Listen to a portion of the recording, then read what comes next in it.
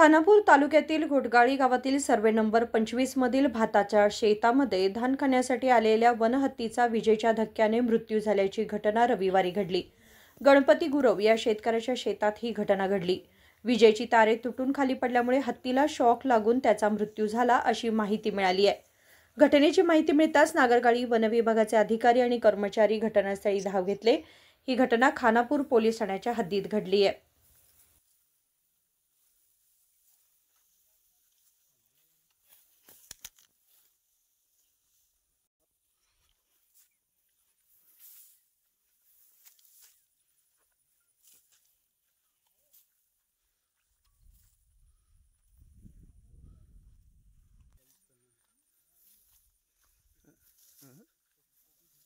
ठीक है, संपन्न नहीं है।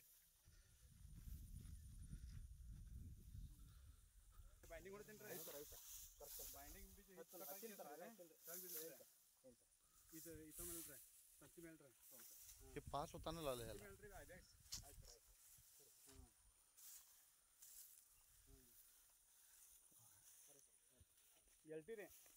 राजशेखर हिरेमठ, KMM मराठी, बेळगाव।